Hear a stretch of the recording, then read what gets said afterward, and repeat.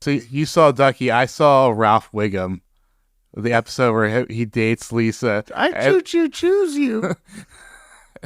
And at the end, when Bart's watching the replay, frame by frame, you can pinpoint the exact moment where his heart breaks.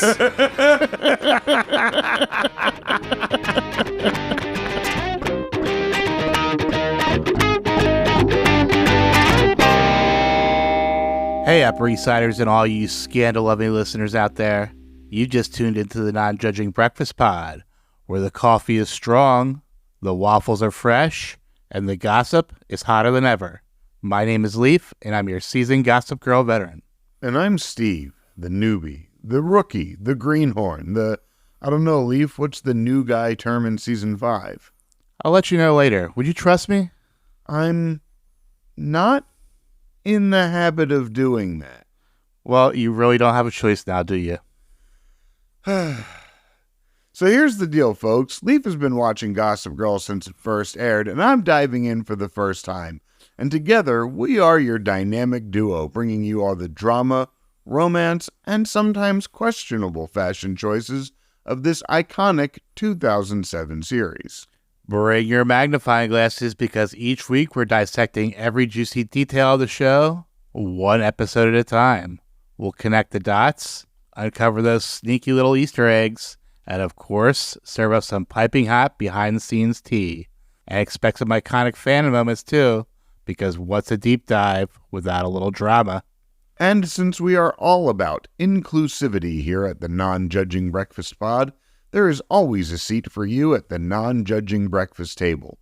So go ahead and grab a mimosa or a cup of coffee, or go ahead and get something from Chuck or Nate's stash, and let's get into this. And we are here to talk about Season 5, Episode 10, Riding in Town Cars with Boys. Original air date was December 5th, 2011. It's, of course, based on the movie Riding in Cars with Boys. Yeah. Yes. Another Drew Barrymore. Mm-hmm. Decent movie. I think is that the one where she's pregnant? Or she has a kid really young? Yeah, she has a kid. She's kind of like telling her story to the kid as like he's like a late teen. Right. And she was a teen when she had him, right? Yes. This episode was written by Amanda Lasher, a veteran of the show. Mm-hmm. A lot of episodes. Season 2 got Predator J, Gone with the Will, Say It or Anything. Season 3 came back with The Freshman. They shoot Humphreys, don't they? It's a dad world. And then in Season 4, The Undergraduate, Townie, Pretty in the Pink. And in Season 5, The Jewel of Denial.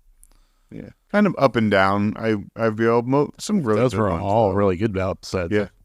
The only bad one is The Lady Vanished, I think. Because they're all really bad episodes. Lady Vanished. Which one's Predator? Oh, I like Predator J. I was thinking Predator J was a different one. That's what where Agnes burns the dresses. Yeah. I was thinking it was I was thinking that was the Tim Gunn interview. Nah. Episode was directed by Vincent Misciano. As previously mentioned, he booked back-to-back episodes. So he did Season 5, Episode 7, and now Episode 10. But that's it for his Gossip Girl run.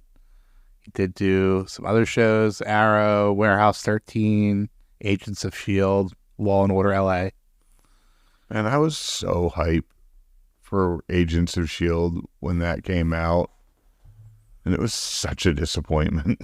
Apparently, it was the second and third seasons were much better. Oh, were they? Okay. That's what I heard. Yeah, because I watched the first season and I didn't really even care about the premise, so yeah, I thought the premise was kind of stupid. Yeah. Why have a superhero world without superheroes? You know when that worked was Gotham Central. It was a short-lived comic book about the police in Gotham and having to like try to enforce the law with a vigilante running around, and that was a good book. Notable guest stars this week, we have Hugo Becker back as Louis, Elizabeth Hurley returns as Diana, Brian J. Smith as Max, James Naughton as the grandfather, Aaron Tveit as Trip Vanderbilt, and the voice of Desmond Harrington uncredited as Jack Bass. It didn't sound like him. It didn't sound like Jack Bass. It sounded like Max at the end. And I was like, wait, what is going on here? But, yeah, but. Sound like it's me. Okay. No, I mean, it's fine. It's just. Why don't you give us that Vulture recap? Sure thing. Most people, like the characters on Gossip Girl, spend much time grappling with who they are. However, most people don't confuse the already fraught process by assuming fake identities like Chivy, or insisting they feel one way when it's perfectly obvious they don't, like Serena, who acted like she was helping Dan when she was secretly trying to win back his love, or Chuck, who denied falsely in the opening moments of last night's mid-season finale that he had any interest in Blair's schedule, but not long after was racing to the dreaded outer boroughs to pledge his eternal devotion. At the end, in what might, but will probably not be, the final moments of his life, Chuck learned an important lesson. As Gossip Girl herself might put it, by way of a search on Brainy quote, "To thine own self be true." Chivy learned the same lesson. Her veneer broken by the terrible accident she kinda sorta caused. She fled the scene, never to return again. It was all quite moving. Whoops. Oh, I guess that whoops is not for me. No. That whoops is for me because I made a whoops. I've been looking at these recaps via the Wayback Machine, and I had the date set wrong. Oh, no. I had the date set to January of 2012, but I should have had it set to January 2013. So they actually do run through the whole series. Oh, the Vulture recaps do? Yes. Oh. I did think it was kind of weird they quit so close to the end. It's like, just finish it out. We get into Act 1 and open with a Gossip Girl monologue. Apologies have been made and the security breach fixed. But 2 weeks later and still not one tip. Apparently no one can hold a grudge like an Upper East Sider, and no one can lie like one either.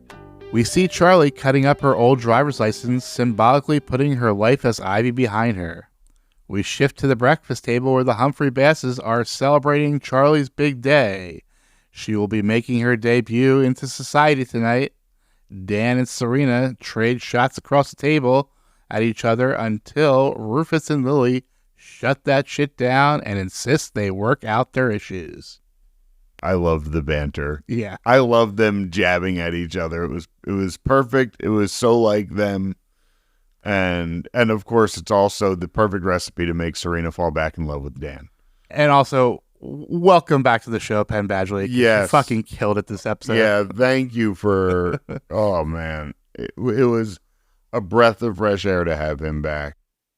At the Empire Suite, Chuck is reading articles about Blair and Louie. Nate explains the grandfather invited him to Camp Allen this weekend to hang out with some of the richest and most influential people in the world. When Nate sees the article, he suggests that Chuck call Blair, but Chuck is hesitant because Louie is still the father of her child. Yep, we're still talking about this. Oh boy. Yeah. Move on from this, please. And they're not going to. Never. But going back to that previous scene, was Rufus actually at Carol's debut, or is he just telling a secondhand story? Yeah. Who knows? Yeah. That was kind of weird. Yeah. That he was the one telling that story. Yeah, because why would he be at Carol's, who is older than Lily? Yeah. Were they dating at like 14? Gossip Girl has a real struggle with timelines. Yes. Although it wouldn't be like Rufus to just retell someone else's story. Right. As well. Well, because he's out of his own. He doesn't have any more of his own. He stopped living his life 5 years ago. Yeah, exactly. At the Waldorf apartment, Blair is hiding from the paparazzi, trying to find out if she will end her engagement. Dorota thinks Blair's hesitation is about Chuck, but of course Blair denies it vehemently. Lots of pregnancy talk so far this episode.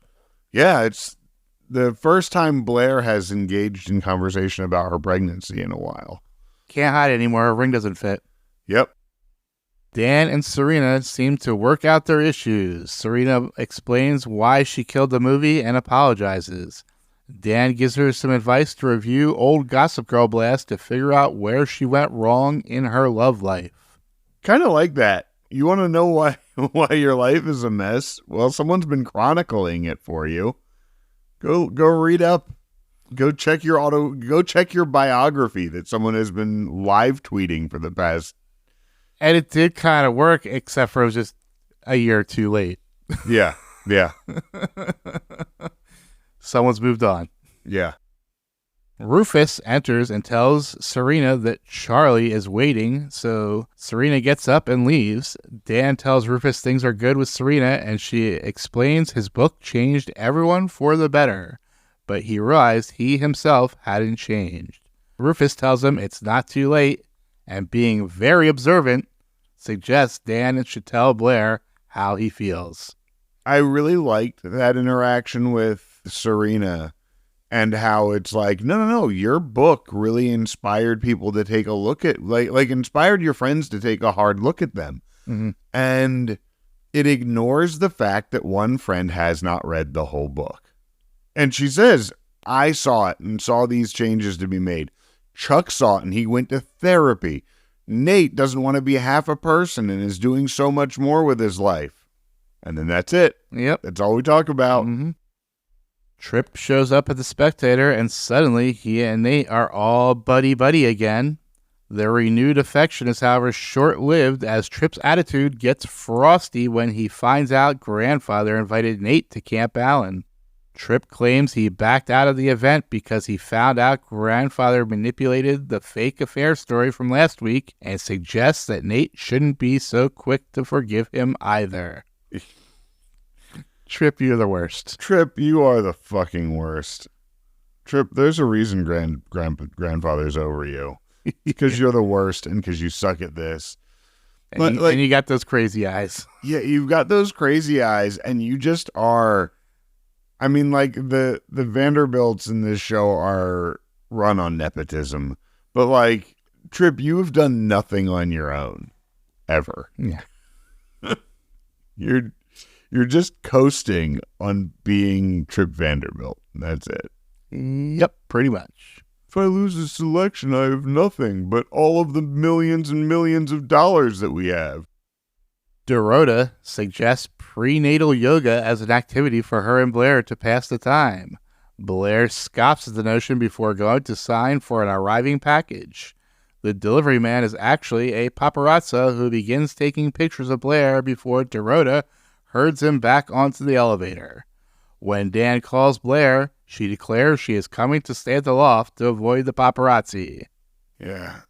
It's funny how the paparazzi are just such convenient plot devices in this show that, like, oh, well, now they're really into Blair. Now that she's fighting with Louie, they're really into her. They should have been around this whole time. Right. But a certain doorman will be getting another stock down for this. Mm-hmm. It's not Vanya, right? No, that's the Vanderwoodsons. Yeah. And this is what Gossip Girl says about it. I guess it's time for me to accept that if you want something badly enough, you have to go out and get it yourself. Watch out, kids. The end of me just might turn out to be the end of one of you. We go into Act 2.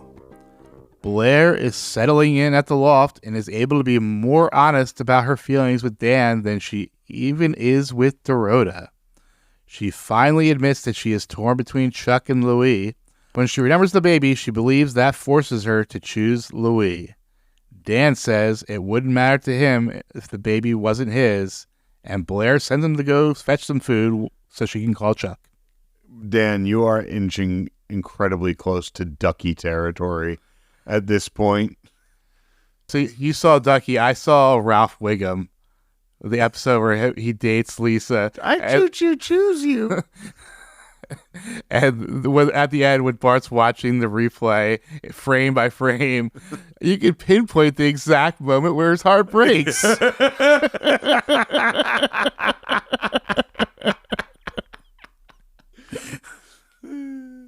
But yeah, a lot of good stuff in this. She's able to be more honest with Dan because Dan forces her to be honest. Yeah. And his line about they have a magnetic pull and scientists should study.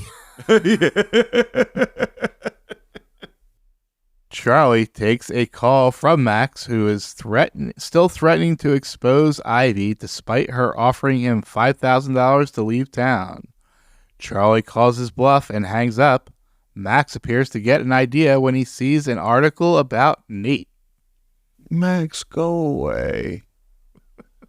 Go, take the 5Gs.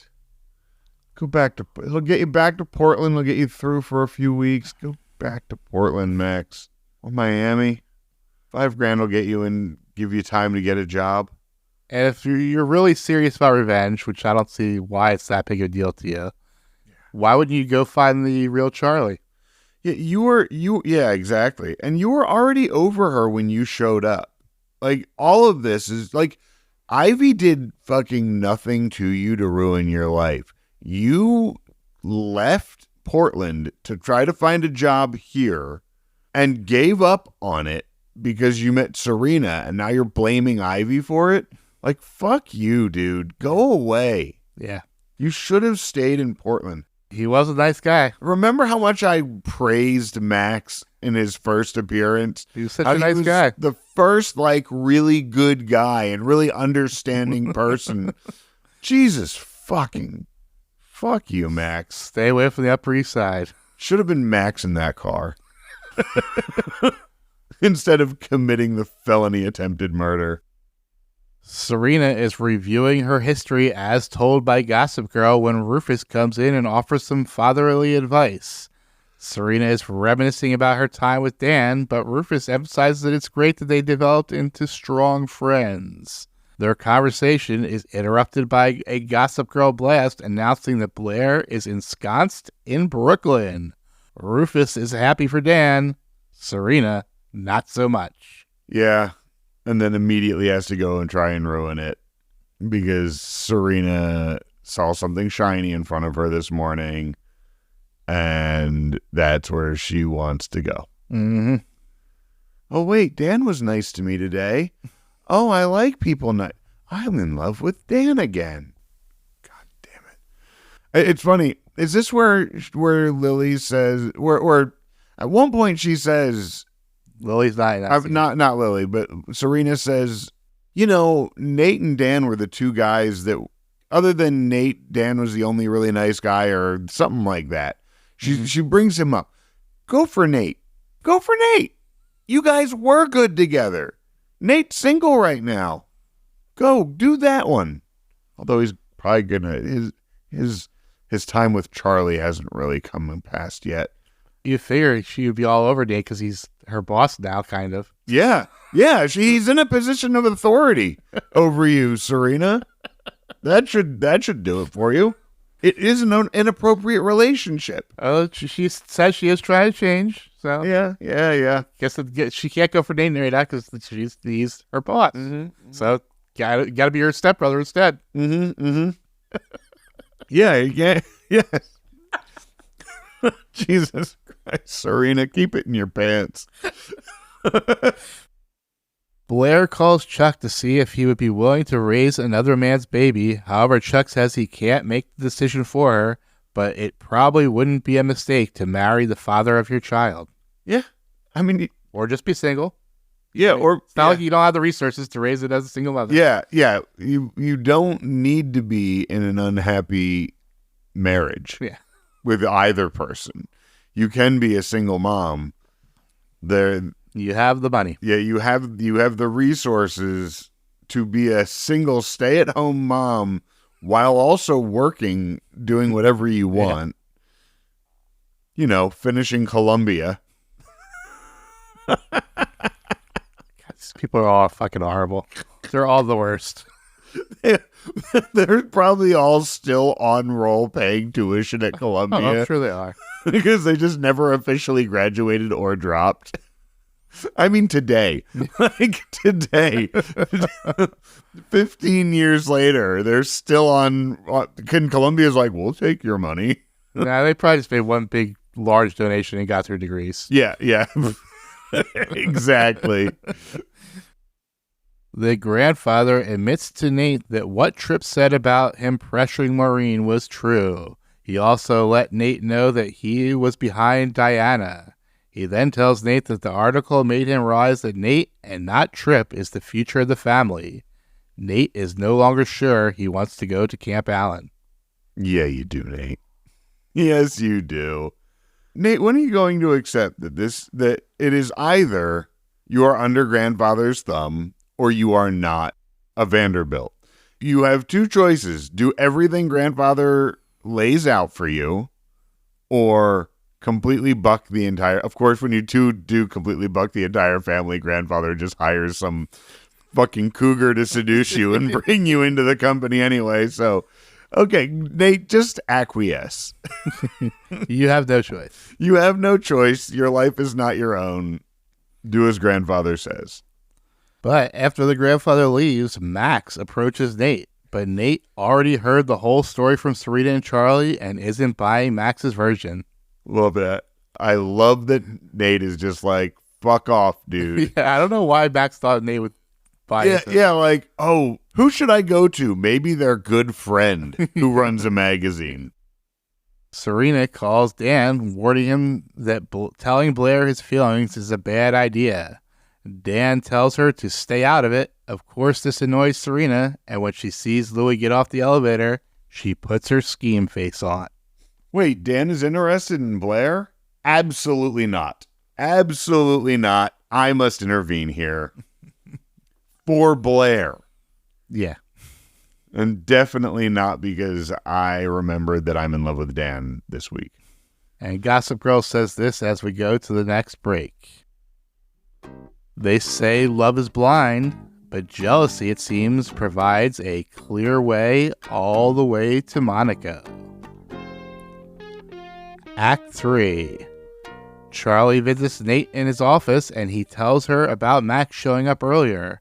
He then tells her he is doubting himself after learning everything was set up by the grandfather. Charlie tells him it doesn't matter how he got here, now that he's here, he's doing the job himself.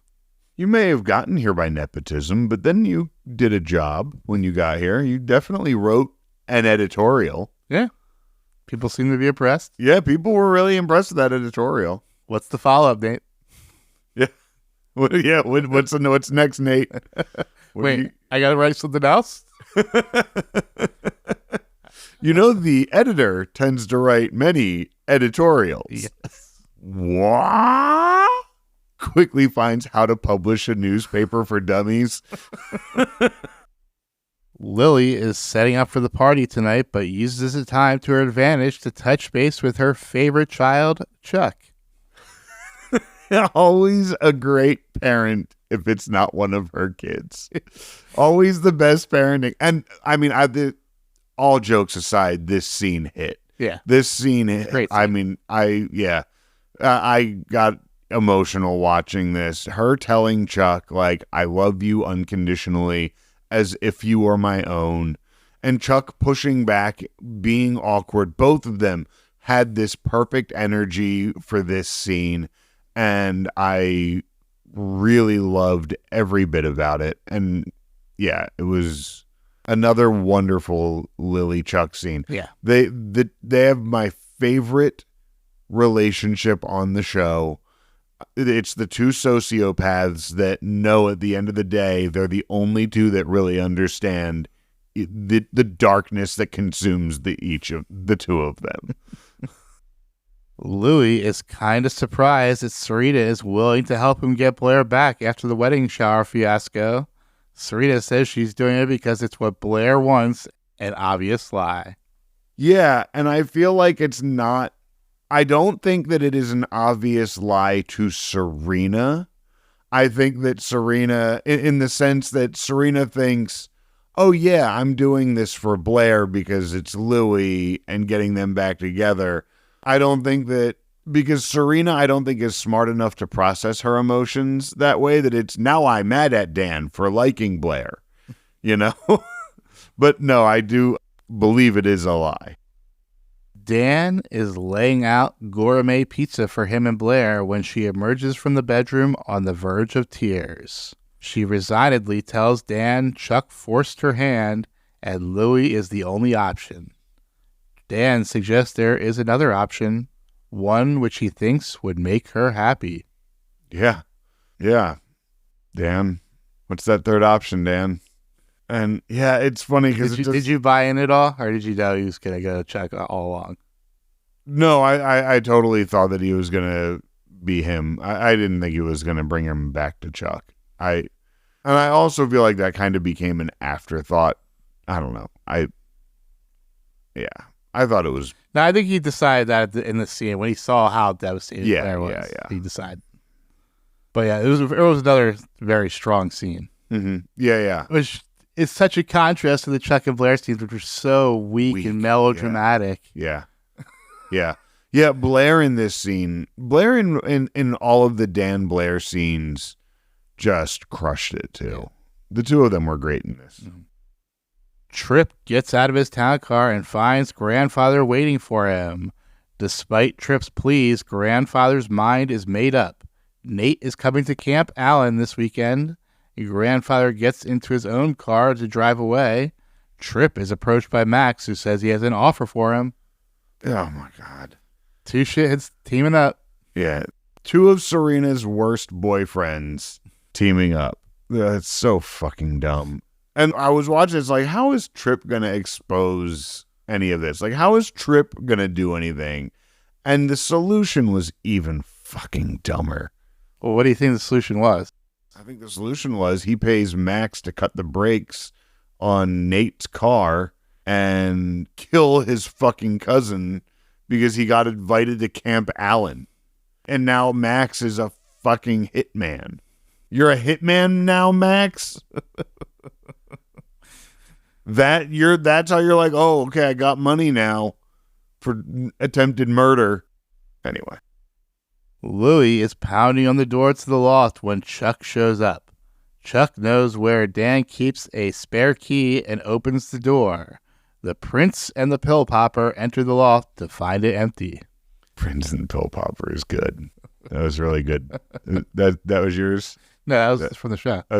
Did they say that on the show? Oh, Chuck says it. Oh, I didn't even catch that. That's really good. That's really good. Yeah, I really like that Chuck knew where the spare key was. Mm-hmm. That he and Dan, he mentions it's from them hanging out. That they now hang out enough that he knows where the spare key is. That, like, I think that this really kind of establishes Chuck and Dan are friends. Yeah. And I love that for them. I think both of them need a friend like the other person. But what's going to happen if Dan starts dating Blair? I mean, what happens when Nate starts dating Blair and Chuck starts dating Blair? That's already been done. They'll figure it out eventually. Well, this is what Gossip Girl has figured out. Sorry, boys, but didn't you know that if you wait too long to seize the day, the one you want can get away? We go into Act 4. The party has begun.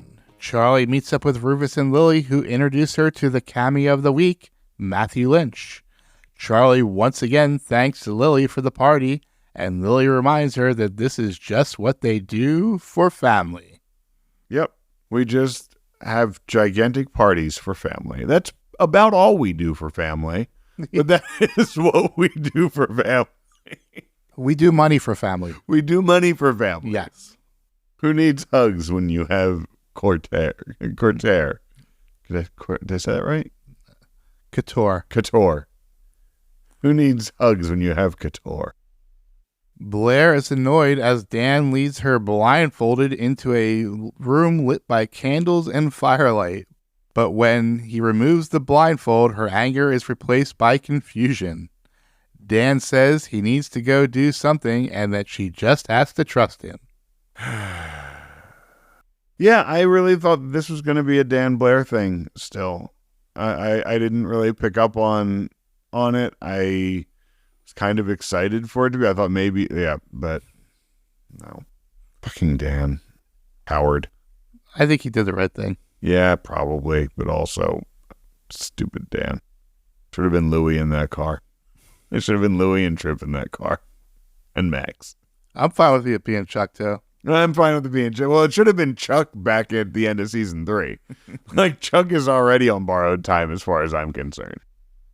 Nate finds Max lurking outside the Empire. Nate tells him to GTFO, but we see Max catch a glimpse of Nate's license plate, DQF-8093. Yep, I remember them showing that. Nate goes inside and tells Charlie that Max is outside threatening to sell his story. Serena comes over and asks if either of them have seen Dan. Charlie points out Dan across the party, leading Chuck into the room where Blair awaits. Serena excuses herself to grab a drink, and Nate tells Charlie he's worried the paparazzi will find out Blair is here and shut down the party. Charlie pulls out her phone and sends a text. Oh, they'll shut down this party? Bet. I'm looking to shut this party down. How many people try to shut down their own parties on Gossip Girl, too?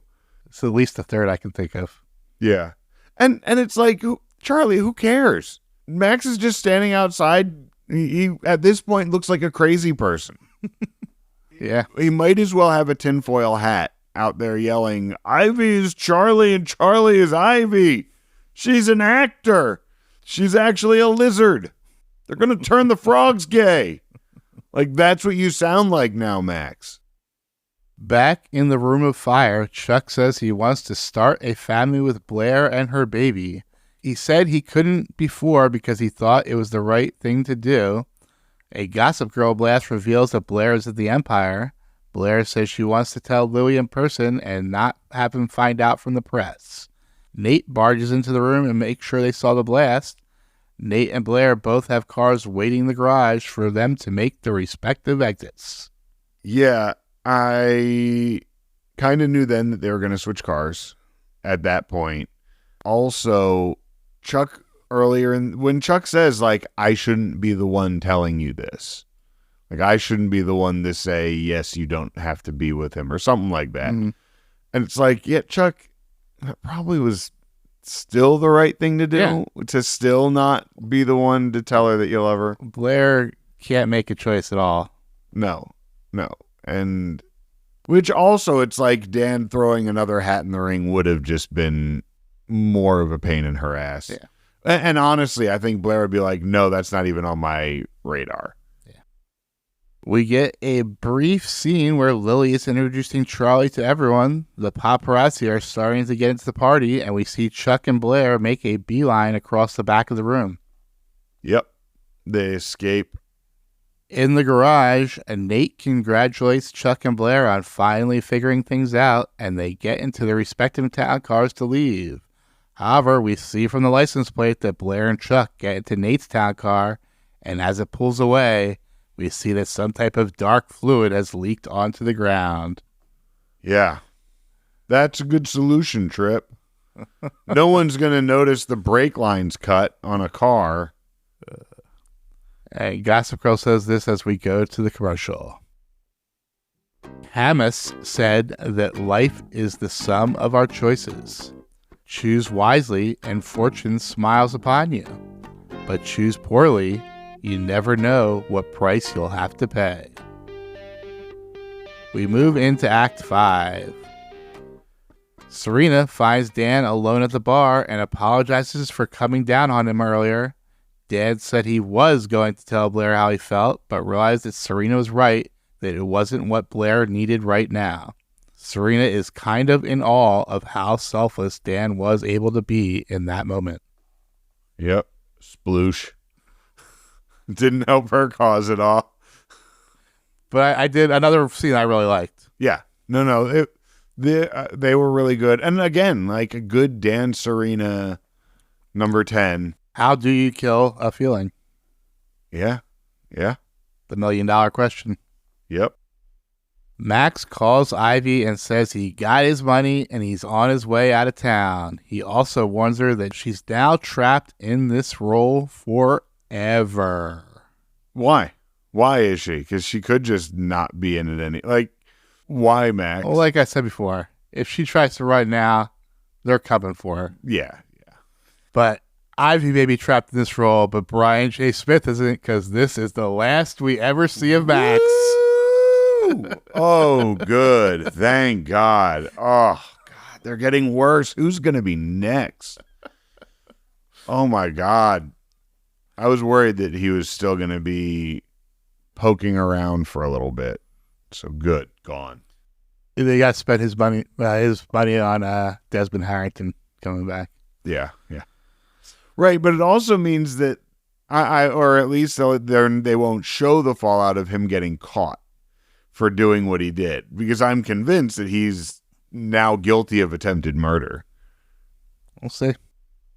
Nate in his town car sees paparazzi aggressively chasing Chuck and Blair on motorcycles. Chuck and Blair in their own car are declaring their love, but wanting to tell Louie in person. One of the paparazzi managed to snap a picture through the car window. Some Princess Di stuff going on here. But yeah, I know the fans still love him, but the chemistry is just so dead for me. Here. It's just, there was nothing. It just felt so flat. Yeah, and forced. Yeah. We get some more indications that the cars were switched when Nate's driver is confused at hearing his destination. From Nate's point of view, we see Chuck and Blair's car crash into a guard wall. Yeah. Yeah. And again, that's when I really caught the whole mix up where he's like, "Oh, we're not going to the airport." And it's like, well, why are you following them? And how did that driver know not to go to the airport?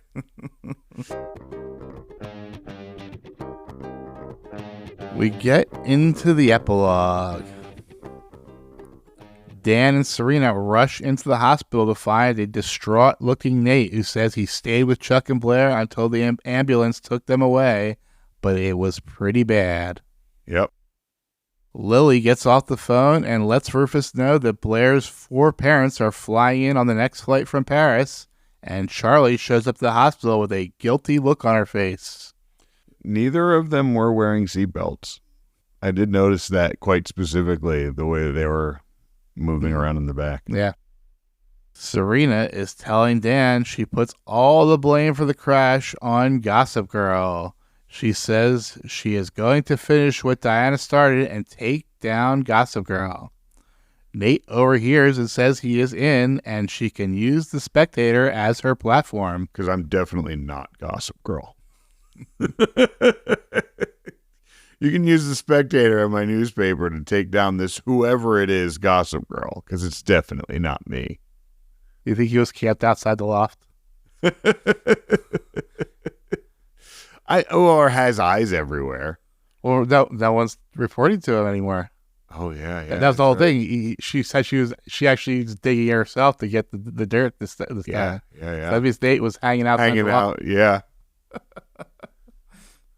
He's stalking Dan. I just happened to see Blair show up. Yeah. Half a person. I'll show you half a person. Rufus sees Charlie pacing and goes over to see what's wrong. She admits she sent the tip to Gossip Girl so Max wouldn't be able to sell her story. Just as she is admitting she is the fraud and not Max, Rufus sees a quavering Lily come from speaking from the doctor. Everyone gathers around. Blair is awake and responsive, but Lily can't even answer when they ask about Chuck. Oh no, is Chuck dead? Again? Yeah, sure. Should have stayed dead the first time. Should have jumped off that building in season 2.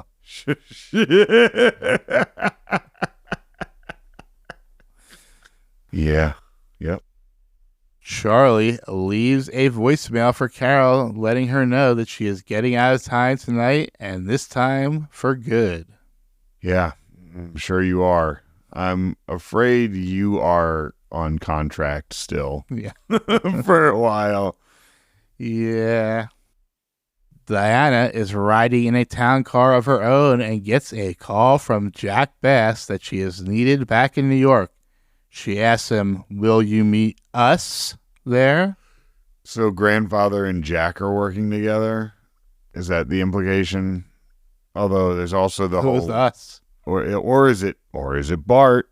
Or is it Bart? Is Bart back? Because, I mean, we know there's a tie here between her and the Basses. Was she part of a Bass brother Eiffel Tower?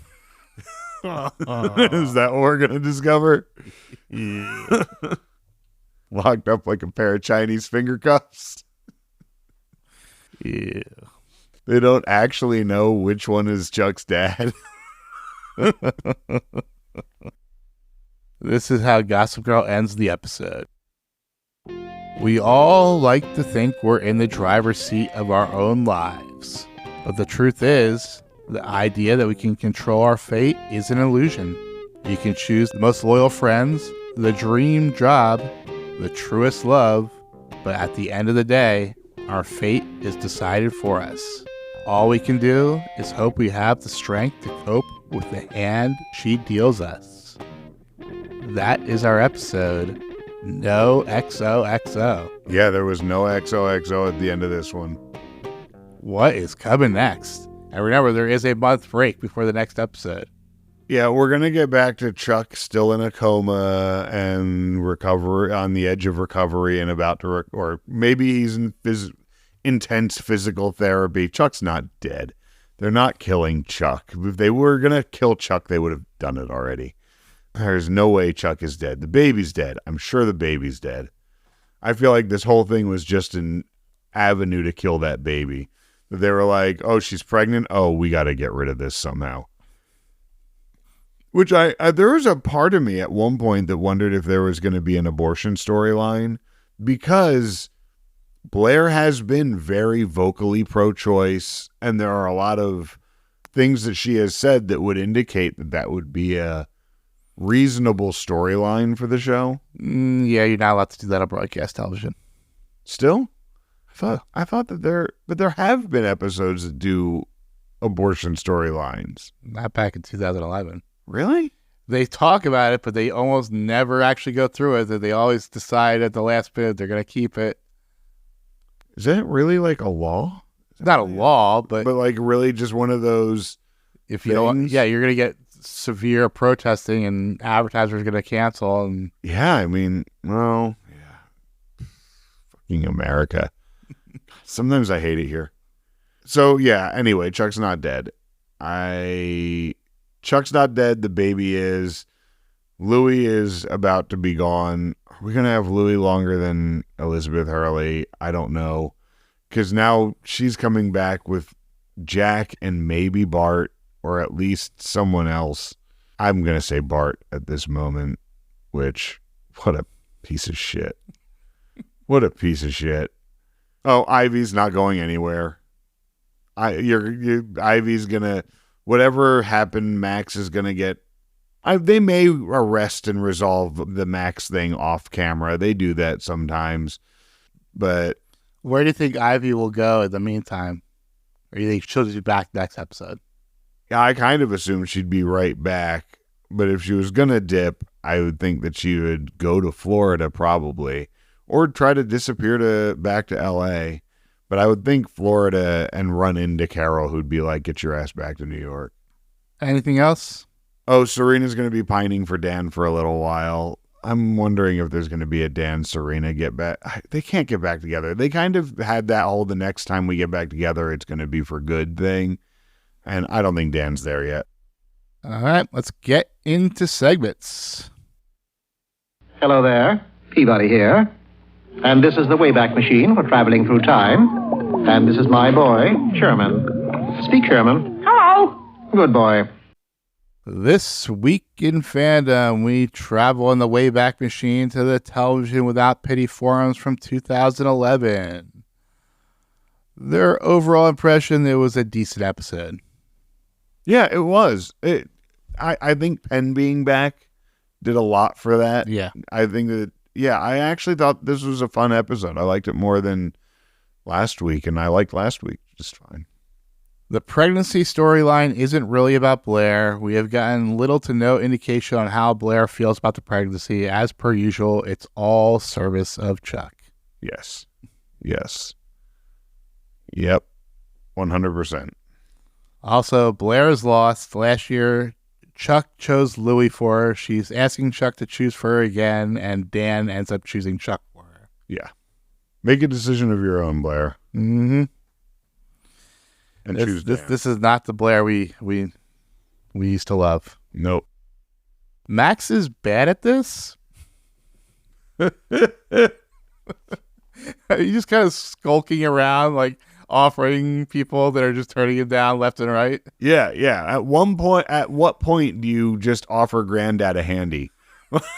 You're just skulking outside looking for 500 G's. Dan is the sweetest. Yeah. Stupid. But yeah. Diana is Chuck's mom? ? Yeah, maybe. I don't care. Like, that's the thing with like the Diana stuff. I don't care. Go away, all of you. Yeah, I think they kind of agree because what a waste of time. We all know Chuck isn't actually dying. Yeah. Well, also, why would you bring Jack Bass back at the end of an episode with a cliffhanger about Chuck dying? Like, you're telling us he's not dead if you're going to bring his uncle back. Who no one else has beef with him. What is he going to go after Nate? That doesn't make any sense. Well, he's friends with Chuck now. Jack is? Yeah. Yeah, I mean, at the end they were working together, but nonetheless, it's always a scam. Moving into episode grades, it is my week to go first. And yeah, I like this episode a lot. Welcome back, Penn Badgley. These scenes with both Blair and Serena were really good this week. Especially the ones with Serena, I think. I think the Serena ones were even better than the ones with Blair. I ended up giving it a B+. Yeah, I was right in line with that. I went with a B+ as well. For a lot of the same stuff. I really liked having Penn back. I really thought that he crushed it in those scenes. The Chuck and Lily scene really got me. And Lily's reaction to Chuck being hurt really got me. There's a lot I liked in this. And even though it was stupid, the car chase and the car crash was stupid, but it was kind of exciting. Yeah. Good tension. Moving into Stock Watch. Going up, I had Nate because he is still doing well at the paper and he's ready to take down Gossip Girl now. I had Dan going up because he made all the right decisions and he was just a great friend for Blair. I had Lily and Rufus both going up for being good parents, but that is it for me. Yeah, Lily and Rufus for parenting for sure. I have Nate going up for, success with his company. I had someone else. No, Dan? No, oh yeah, Dan. I thought I said Dan. Dan going up for, helping out with Blair, getting all that stuff together, and being back. There was someone else that I wanted to give up, but I can't think of it now. Oh, well, I'll leave it with those three. Oh, you know what? And Grandfather, who is getting his... I considered that, but I didn't think he did enough to get up. I just kept him as neutral. Oh, yeah, I'll give it to him because he riled Trip up enough to try to murder Nate. Okay. I think that was... Going down, Chuck. Yep. Because he might be dead. Blair, because she's lost and probably lost her baby. Although we don't know if she cares about that or not. Yeah. We'll assume she does at least a little bit. Serena, because she was just being cunty. And Blair does care now that she knows Chuck will love the baby. I had Louie going down because he was losing his fiance. I had Charlie/Ivy going down because looks like she's been outed.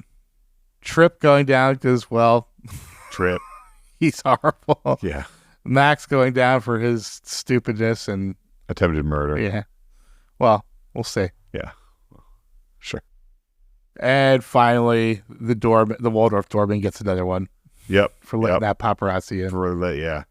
Yes, I believe mine are pretty much the same. Yeah. My first one was Trip, but yeah, Trip, Chuck and Blair for being dead and or injured, and also Blair for all of it, just for being lost right now. I'm not going to give Serena the down. I know that because I feel like she was kind of neutral for me, but Max for sure, Ivy for sure.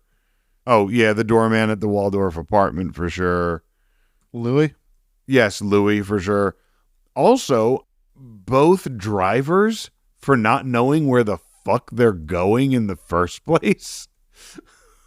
for not checking with their passengers to make sure that they have the right ones in the car. Maybe it was like an early Uber.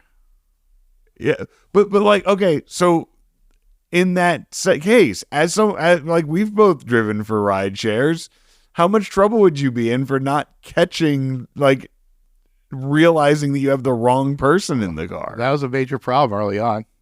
Oh, wow. I didn't realize that. I think that's it for me. Did I miss anyone? I don't think so. But here's the best outfits from the last episode we've seen. Moving over to best outfit.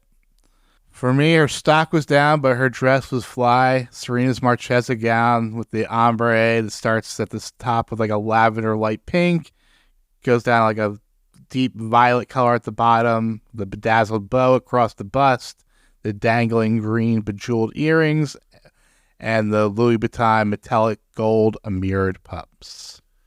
I gave it to Ivy this week she said the name of it, and I forget who it was, but I really loved Ivy's outfit at her debut. I thought she owned it. I also shout out to Lily. Lily's dress was really elegant too. That is it for segments. Do you have anything you would like to plug this week? So I keep talking about Dungeon Crawler Carl, and now there is a backer it for the trading card game and the RPG that they're making for it. And I need people to back it because stretch goals. So I need more people to back it so I get more stuff from it. But also read those books. They're really great. And other than that, you can find me on TikTok or Instagram, steve.marchon, Marchion. Not much for me this week. Just continue to watch the new season of Boys.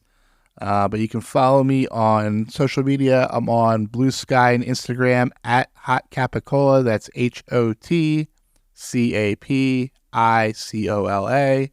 You can follow the podcast on TikTok, Instagram, and Threads at Non-Judging Breakfast Pod. You can find links to our Patreon, our Discord server, and our subreddit on our webpage, nonjudgingbreakfastpod.com. And if you would like to get in touch with us, we would love to hear what you have to say. So please feel free to send us an email at nonjudgingbreakfastpod@gmail.com. And if we get the chance, we'll read your email here on our show, and we'd love to hear what you have to say. Also, while you're listening, if you could hit that like, the subscribe, the follow button, and also leave a comment, that really helps to boost our visibility in Apple Podcasts and on Spotify.